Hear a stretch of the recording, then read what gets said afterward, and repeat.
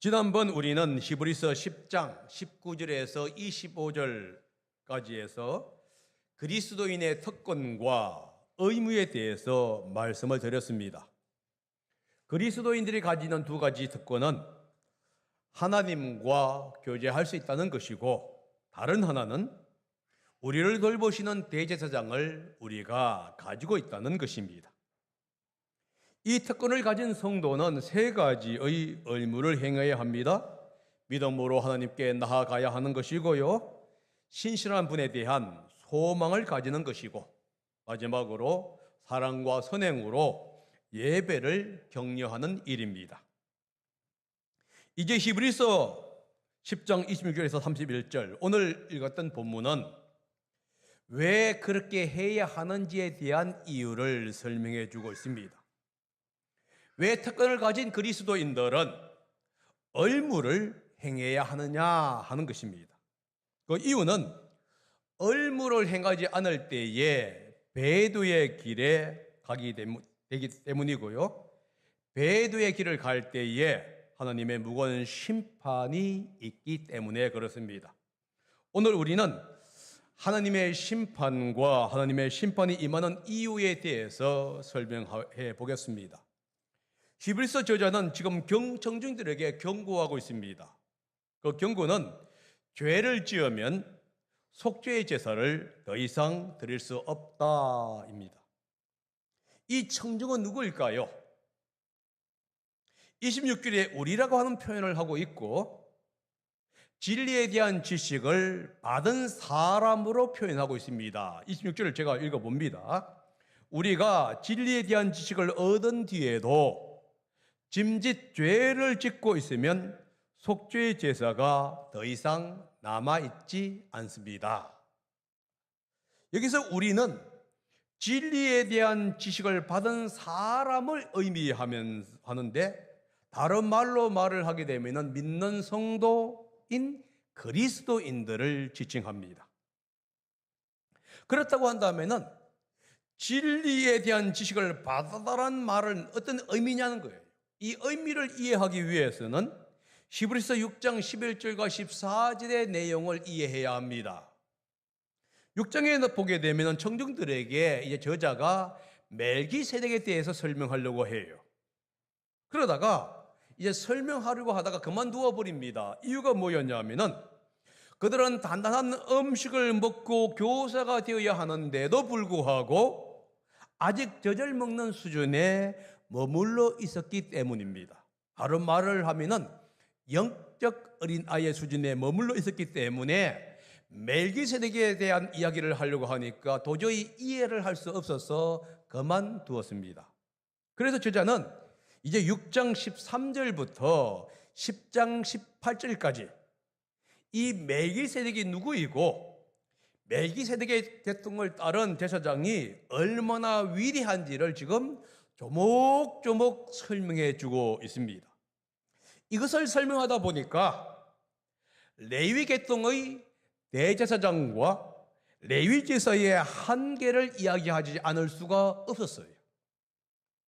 레위 계통의 대제사장과 레위 제사의 한계 때문에 하나님은 예수님을 멜기세덱의 계통을 따른 대제사장으로 보낼 수밖에 없었던 것입니다. 이 대제사장이신 예수님의 한 번의 제사로 인해서 더 이상 속죄 제사가 필요 없게 되었어요. 이유는 하나님의 제사는 양심의 문제뿐만이 아니라 죄와 불법을 사할 수 있는 능력이 있었기 때문입니다. 예수님의 날개 아래에 있으면은 하나님은 더 이상 그 사람의 죄를 기억하지 않기 때문에 그렇습니다. 지금 이 모든 사실을 청중은 들었습니다. 그리고 예수 그리스도를 개인의 주님으로 영접했습니다. 이 사실을 10장 22절이 이렇게 언급합니다. 한번 읽어봅니다. 시작. 그러니 우리는 확고한 믿음을 가지고 참된 마음으로 하나님께 나아갑시다. 우리는 마음에다 예수의 피를 뿌려서 죄책감에서 벗어나고 맑은 물로 몸을 깨끗이 씻었습니다. 청중은 지금 확고한 믿음을 가지고 참된 믿음으로 하나님께 나아가는 사람이라고 지금 설명하고 있지요. 왜냐하면은 마음에 예수의 피를 뿌려서 죄책감에서 이미 벗어났고 맑은 물로 몸이 이미 깨끗이 씻었기 때문입니다. 예수님의 피로 죄책감에서 벗어난 사람, 깨끗이 씻은 사람은 누구일까요? 다름 아닌 예수님을 마음속에 영접한 그 사람들, 그리스도인이라는 것을 우리는 알 수 있습니다. 예수님을 주님으로 영접한 그 사람들이 지금 고의로 죄를 짓고 있는 거예요. 26절에 짐짓이라고 하는 용어가 지금 사용되었습니다. 원어에서 이 짐짓은 헬라어에서는 고의적, 의도적이라고 하는 의미가 있습니다. 다른 말로 말하게 되면 계획적으로 어떤 일을 행하는 것을 가지고 이제 한국 표현에서는 짐짓 이렇게 얘기하고 있는데, 올바른 표현이 뭐냐 하면은 고의적이고 의도적으로 계획적으로 라고 하는 의미가 있습니다. 그런데 그 다음에 뭐가 있냐면은 죄를 짓고 있으면 이라고 하는 용어가 나옵니다. 이 죄를 짓고 있으면 이라고 하는 용어가 뭐냐면 현재형으로 되어 있어요. 현재형은 무슨 뜻이냐면은 계속 죄를 짓는 것을 의미합니다. 그러니까 죄를 한두 번 짓는 것이 아니라 죄를 반복해서 계속 짓는 현상을 가리킬 때 현재형 이렇게 얘기한다는 겁니다. 죄를 반복적으로 짓게 되면은 그 행동이 반복이 되었을 때에 습관이 됩니다. 이 나쁜 습관이 형성됐을 때에 배도의 길을 가게 된다는 거예요. 저자가 뭘 얘기하고 있냐 하면은 예수님을 영접한 후에 고의적으로 계속 죄를 지어서 배도의 길을 가는 사람이라고 경고합니다. 그 사람에게 지금 뭘 주어지죠? 경고를 하고 있는 대목이에요. 여러분들이 하고 제가 잘 기억해야 합니다. 우리는 예수님을 영접한 순간 천국에 갑니다. 그런데 오늘 본문이 뭘 얘기하고 있냐 하면은 예수님을 영접했다 할지라도 고의적으로 계획적으로 죄를 계속 지은 사람은 천국에 못 간다고 얘기하고 있는 거예요. 이게 엄청난 충격이고 도전입니다. 그렇다면 우리가 이 내용을 살펴봐야 합니다. 유대인들은 고의적으로 짓는 죄와 고의성이 없이 무의식적으로 짓는 죄를 구별하였습니다. 고의적으로 짓는 죄는 본토 출신, 다시 말해서 이스라엘 백성이든지 외국인이든지 모두 같은 법이 적용이 되는데, 그 법은 뭐냐면 사형에 처하거나 백성 가운데 쫓아내어서 악을 뿌리째 뽑는 것이에요. 다시 말해서 백성의 그 굴레에서 추방되는 거예요. 이게 바로 고의적으로 짓는 죄에 대한 하나님의 처벌책입니다.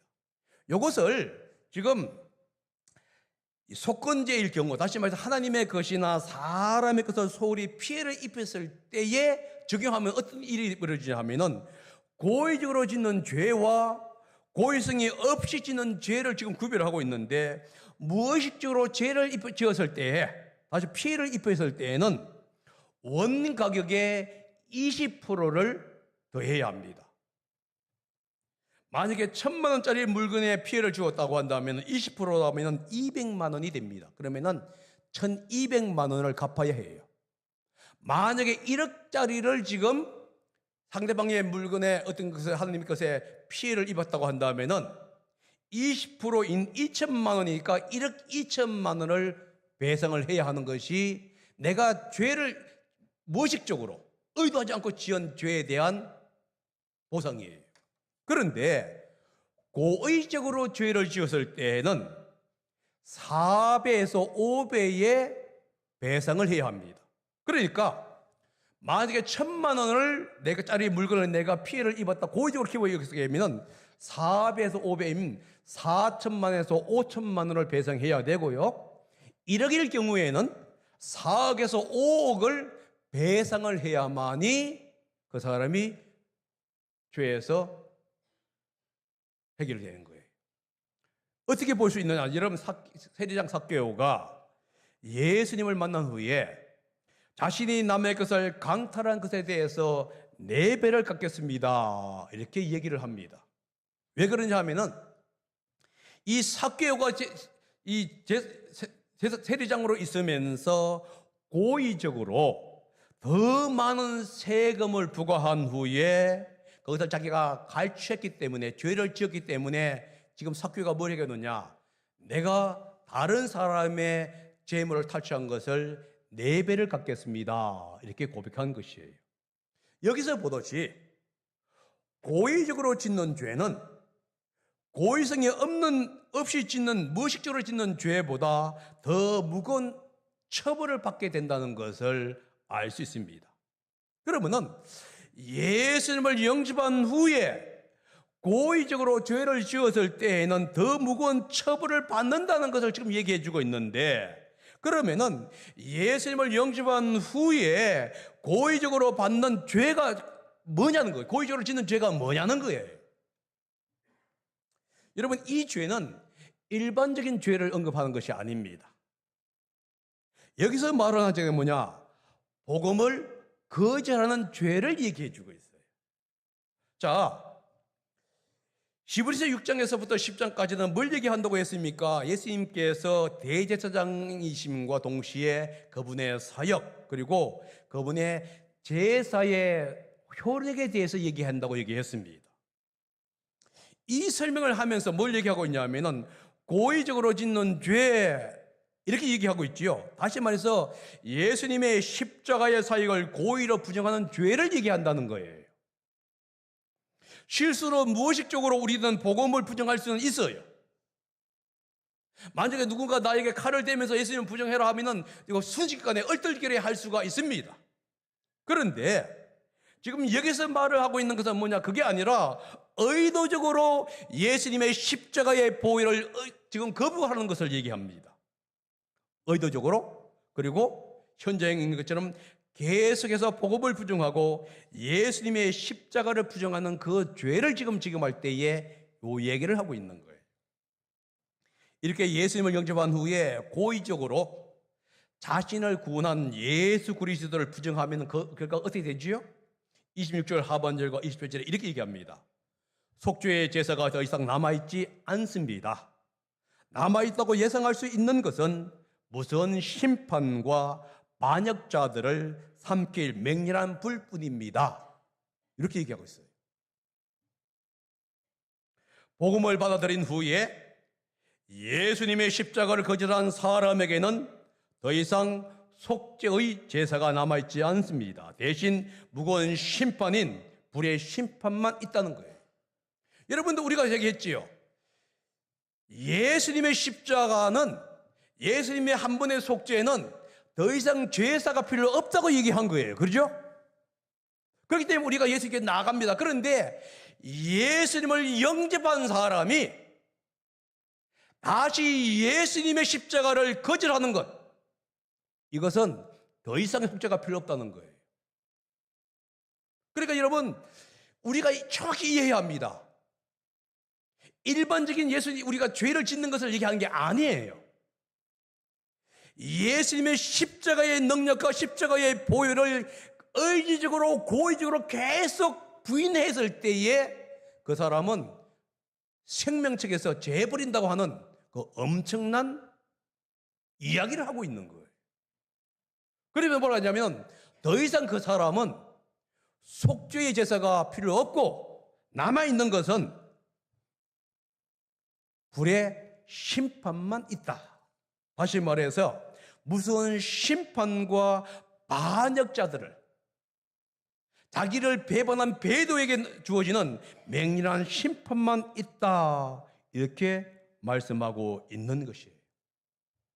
그러면 왜 그리스도의 복음을 받아들인 후에 그리스도의 복음을 부정하는 자들에게, 믿지 않는 자에게 내려지는 분노, 다시 말해서 더 이상 속죄가 없고 오히려 하나님의 분노만 있게 되느냐 하는 질문을 우리는 가질 수 있습니다.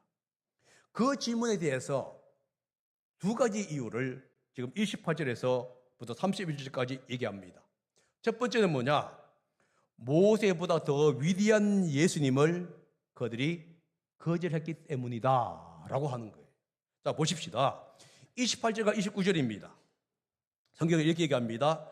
모세의 율법을 어긴 사람도 두세 증인의 증언이 있으면 가차없이 사형을 받는데 하나님의 아들을 짓밟고 자기를 거룩하게 해준 언약의 피를 대수롭지 않게 여기고 은혜의 성령을 모독한 사람은 얼마나 더 무서운 벌을 받아야 하는가를 생각해 보십시오. 이 내용은 무슨 뜻이냐면은 모세의 율법을 어긴 사람도 두세 증인으로 의해서 가차없이 사형을 처한다는 거예요. 그렇다고 한다면은 모세보다 더 위대한 그 예수님을 거역한 사람은 얼마나 더 중한 심판을 받겠는가 이런 뜻이에요. 여기서 여러분 모세의 법을 어긴다는 내용이 뭐냐? 단순한 모세의 율법을 범한 것을 의미하지 않습니다. 여러분들이 이 구약의 율법에 의해서 다른 사람의 물건을 훔쳤다고 해서 그 사람을 사형에 처하는 일은 없어요. 거기에 뭐가 보이되죠? 고의적으로 하게 되면 4배, 5배의 벌금이 처해지는 것이지 사형에 처하는 것은 아닙니다. 그렇다고 한다면은 이 모세의 율법을 무시하고 노골적으로 반역한 것은 뭘 얘기하고 있지요? 우상 숭배, 살인죄, 그리고 성적인 죄를 얘기합니다. 여러분들 레위기에서 보게 되면 성적인 죄, 건진 상간의 죄 있을 때 어떻게 하셨습니까? 무조건 돌로 쳐 죽여라 하고 나온 얘기가 바로 여기에 있는 것이에요. 그러니까 모세의 율법을 어겼다는 의미가 뭐냐 하면은 무시하고 노골적으로 반역했는데 그 죄가 뭐였냐 하면은 우상숭배나 살인죄나 아니면은 성적인 죄예요. 그런데 이런 죄를 지었을 때에 단번에 그냥 처형한 게 아니라 반드시 두세 명의 정인이 필요하다고 얘기하고 있어요. 왜냐하면 사형에 처한 처벌은 너무나 무거웠기 때문에 이스라엘 재판관들은 사형을 언도하기 전에 두세 명의 정인이 필요했던 것이에요. 이들의 증언으로 범죄자의 죄가 명확히 규정되었을 때 비로소 사형을 언도할 수 있었습니다. 사형이 언도되면은 더 이상 그들에게는 자비를 베풀 수가 없는 것이지요. 우리나라에 3인이라는 제도가 있습니다. 그런데 이 3인이라는 제도 자체까지도 사형을 언도됐을 때에 3인할 수가 없었던 것이 뭐냐? 율법의 법칙이에요. 지금 모세의 법을 무시한 자에게 사형이 언도되었다고 한다면은 모세보다 우월한 예수님을 부정한 그 죄 더 클 수밖에 없겠지요. 영원한 지옥의 심판이 주어질 수밖에 없다는 겁니다. 그러면서 그리스도의 복음, 자기를 구속한 예수님의 십자가의 복음을 다시 한 번 더 거절한 사람은 구약의 우상숭배나 살인죄와 같은 중범죄보다 더 큰 죄라고 지금 얘기하고 있는 거예요. 그러면서 29절은 왜 복음을 거절한 것이 율법의 살인죄나 우상숭배보다 더 무거운 죄인가를 세 가지를 설명합니다. 여러분, 세 가지가 뭐냐? 두세 명의 정인이 요구되는 것이죠. 그러니까 이 세 가지를 얘기한 게 뭐냐? 이 사람의 죄가 확실하다는 것을 지금 증언으로서 설명해 주고 있는데, 첫 번째가 뭐죠? 하나님의 아들을 짓밟는 것이기 때문이고요. 두 번째는 자기를 거룩하게 해준 언약의 피를 대수롭지 않게 여긴 것 때문이고요. 세 번째는 은혜의 성령을 모독한 것이 되기 때문에 그렇다는 겁니다. 그러면 한번 보십시다. 예수님을 부정하는 것, 다시 말해서 예수님을 구원받은 후에 예수님을 부정하는 것은 뭐냐? 하나님의 아들을 짓밟는 행위라는 거예요. 하나님은 너무도 높고 거룩한 분입니다. 그래서 이스라엘 백성들은 감히 그분의 이름을 함부로 입에 올릴 수가 없었어요. 그래서 하나님 여호와라는 이름을 그들은 쓰지 아니하고 오히려 로드, 아도나이 하면서 주님이라고 표현해서 했던 거예요. 왜냐하면 너무도 거룩한 이름이기 때문에 우리 인간의 입에서 하자 그리고 여자가 나오는 것은 그들은 두려운 입장이었던 거예요. 그래서 함부로 한다고 그냥 아도나이, 다른 말해서 주님 이렇게 표현합니다. 근데 그분의 아들은 누굽니까? 그분과 동등한 위치에 있는 거예요. 그런데 그분을 짓밟는 행위, 이것은 우상 숭배나 살인과 같은 중범죄보다 더 큰 죄라는 거예요. 여러분, 짓밟다는 얘기가 뭐죠? 발로 뭉개는 것을 얘기합니다. 여러분, 아이들이 가자가 땅에 떨어질 때 발로 짓밟아 버립니다. 이건 뭐죠? 가치 없이 생각하는 것, 무시하고 경멸하는 거예요. 창조주 하나님을 발로 뭉개는 행위라는 거예요. 하나님을 경멸하는 거라는 겁니다. 예수님을 영접한 후에 그 예수님을 부정하는 것, 그 지분의 십자가의 능력을 부정하는 것은 뭔 얘기냐면 하나님을 부정하는 거고 하나님을 발로 짓밟는 거예요. 여러분, 아버지나 어머니를 발로 짓밟으면 어떻게 얘기하죠? 페르나입니다. 페르나. 그것은 죽여야 되는 거예요. 자기를 구속한 그 하나님을 경멸하는 자, 하나님의 페르나가 되는 거예요. 예수 그리스도의 페르나가 되는 겁니다. 그렇다면 하나님이 어떻게 그들을 대면할까? 이거는 자연스러운 이치지요. 하나님의 진노는 불붙듯 하다는 겁니다. 하나님은 더 이상 그들을 용서하지 않는 거예요. 하나님을 자신의 발로 짓밟은 것을 하나님께서는 반대로 얘기합니다. 용서하지 않고 내가 진노의 불로 너희들을 짓밟아 버리겠다. 이렇게 말씀하시는 거예요. 두 번째는 예수님의 보혈의 피를 거부하고 예수님을 부정하는 것은 어떤 현상이냐? 거룩한 피를 대수롭지 않게 여기는 행위이기 때문에 그렇습니다. 여러분, 대수롭지 않게 여긴다. 이게 뭐냐면 부정하게 여긴다 이런 뜻이에요. 이 단어의 원래 의미는 뭐냐면 평범하게 여긴다라는 뜻입니다. 예수님의 피는 죄를 없애고 하나님께 나아갈 수 있는 능력의 피입니다. 그러니 이런 고귀한 피를 평범하게 여기고 부정하게 여기는 거예요.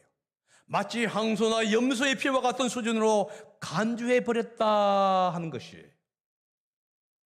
그것도 자기를 거룩하게 해준 그 언약의 피를 지금 그렇게 치부한 것이에요. 이것은 믿지 않을 때 하나님을 거절한 것보다 더 엄청난 죄인 거예요. 여러분, 성경이 이렇게 갑니다. 자기를 거룩게 해준 그 언약의 피라고 얘기하고 있어요. 예수님을 영접한 후에 그 예수님을 부정하는 것은 하나님에 대한 모독이고 예수 그리스도의 십자가의 복음을 지금 부정하는 것과 마찬가지라는 것을 얘기해 주고 있는 것이에요. 이것은 마치 예수님은 길이요, 진리요, 생미라는 사실을 부정하는 것과 마찬가지입니다. 예수님께 가는 길은 하나님께 가는 길은 오직 예수 외에는 없는데 예수 외에도 어떤 방법으로 다 갈 수 있다고 주장하는 것과 똑같은 이치라는 거예요. 하나님은 그렇게 주장하는 자들에 대해서 진노의 심판을 내리는 것은 당연하지 않을까요? 예수님을 믿는다 하면서 예수님의 보혈의 능력을 영접에 통해서 예수님께 하나님께 나갔다고 하면서 그 예수님의 십자가의 능력과 보혈의 피를 짓밟아 버리고 경멸한다고 한다면은 당연히 하나님께서는 그를 믿지 않는 자와 보다 더 악하게 여기지 않겠냐 하는 거예요. 셋째 이유는 뭐냐면 성령을 모독하는 행위이기 때문에 그렇습니다. 이들은 성령에 참여한 사람들이에요. 그런데 그 성령을 거부하는 것은 자신의 삶에서 하나님의 임재와 능력을 거부하는 것과 동일하다는 것입니다.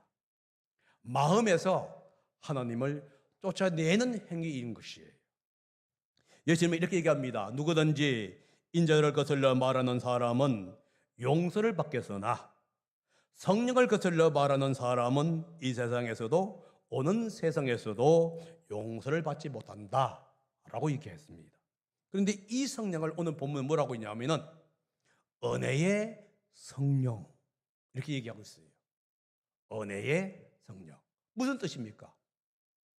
우리를 구속해 주시고 우리를 죄 없다 여겨 주시고 하나님 앞으로 나아가게 해 주셨던 그 은혜의 보혈입니다.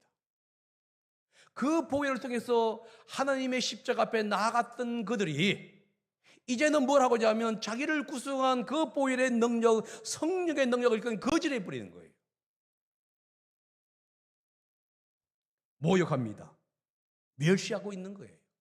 그 당시는 명예와 수치를 소중히 여기는 문화였던 거예요. 그 문화 속에서 성령을 모욕하고 멸시하는 것은 끔찍한 죄라는 거예요. 그래서 성경이 뭐라고 했냐? 그 사람들에게 무슨 벌을 내리는 것이 마땅하지 않겠느냐?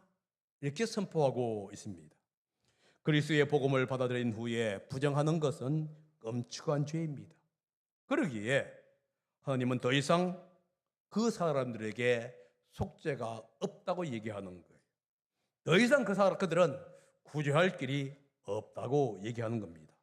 믿지 않는 사람들에 가는 그 영원한 불못으로 들어가게 된다고 지금 경고하고 있는 것입니다. 다른 이유는 하나님의 성품 때문에 그래요.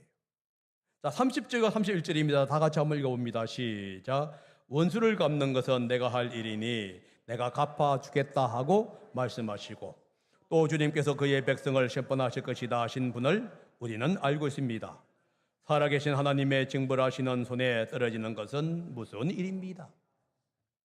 그리스도를 부정한 사람들에게 하나님의 진노가 내려지는 것은 하나님의 성품과 일치합니다. 하나님은 원수를 갚는 분이라는 거예요. 그래서 신명기는 이렇게 얘기합니다.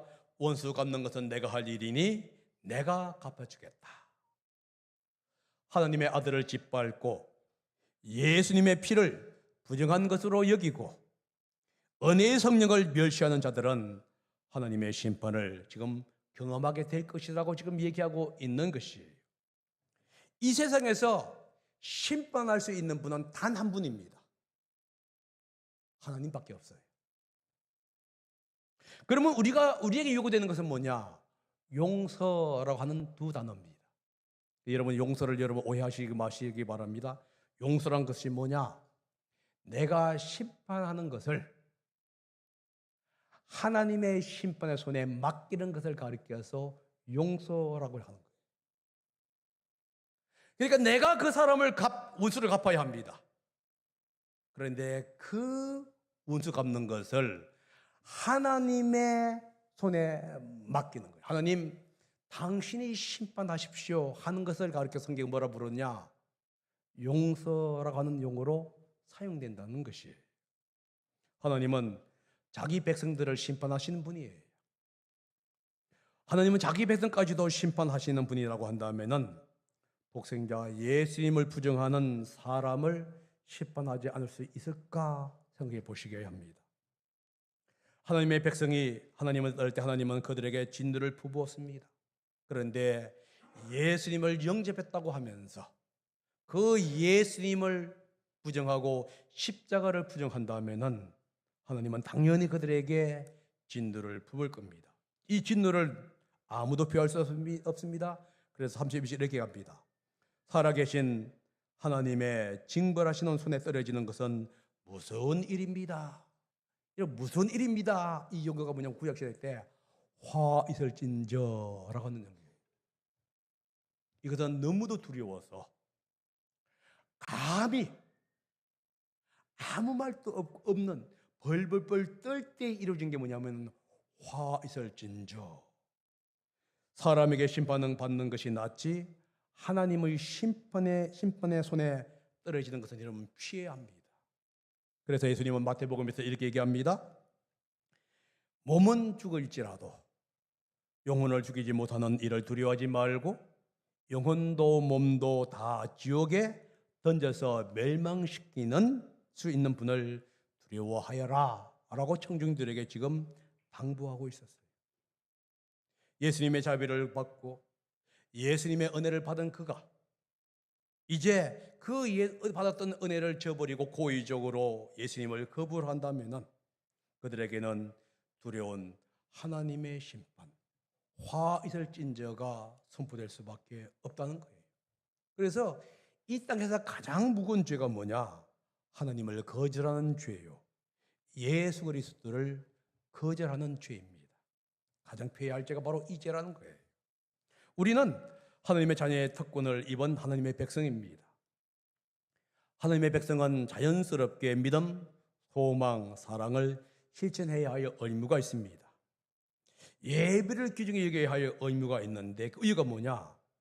이 의무를 다하지 않을 때에 예배적 하나님을 귀중히 여기지 않는 행위로 나가게 됩니다. 그것이 반복적으로 일어나게 되게 되면은 자기도 모르는 사이에 습관이 되고 이젠 배도의 길을 걷게 되는 것을 지금 성경은 얘기하고 있는 거예요. 여러분 믿음의 도를 배반하고 배도의 길을 걷게 되면 성경 뭐라고 있죠? 그들에게 하나님의 진노가 임할 수 있다고 얘기한 겁니다. 지금 여러분들 지금 제가 얘기한 건 한 번, 두 번 얘기한 게 아닙니다. 그 사람이 배도의 길, 예수님을 자기를 사신 예수님을 부정하는 그 길을 걸어가는 것을 얘기해 주고 있는 것이지. 믿음을 저버릴 때 하나님을 믿음을 피할 수밖에 없고요. 더 이상 성경 뭐라고 하느냐? 속죄의 제사를 드릴 수가 없다고 한 거예요. 그러게 하면 결국 믿지 않는 자와 마찬가지로 지옥의 불로 떨어질 수밖에 없습니다. 왜냐하면 하나님의 아들을 거절했기 때문이고 하나님의 성품 때문입니다. 우리는 지금까지 물론 여러분들이 이 히브리서를 다르게 해석할 수 있습니다. 예수님을 영접한 후에 내가 아무리 많은 죄를 지어도 천국 간다. 저는 그것을 믿습니다. 그러나 단 한 가지, 예수님의 십자가의 보혈을 부정하고 예수님을 부정하는 경우에는 성경은 다르게 얘기한다는 거예요. 우리는 죄를 지을 수 있습니다. 의도적으로 지을 수도 있고요. 계획적으로도 지을 수 있고요. 반복적으로 지을 수 있습니다. 그러나 그것은 우리가 주님 앞에 용서를 구할 때에 회복이 가능합니다. 그러나 십자가의 보혈을 부정하고 예수님을 부정하는 것은 다른 차원의 것이에요. 우리는 어떤 일이 있다 할지라도 예수 그리스도를 부정하고 그분의 십자가의 능력과 보혈의 능력을 부정하는 그러한 안타까운 일은 벌어지지 말아야 한다는 겁니다. 왜냐하면 그분은 우리를 피값으로 하신 우리의 주님이기 때문입니다. 그러므로 여러분들 여러분 마음속에 정말로 주님께서 여러분의 주인으로 영원토록 남아있기를 예수 그리스도의 이름으로 축복합니다. 기도하겠습니다.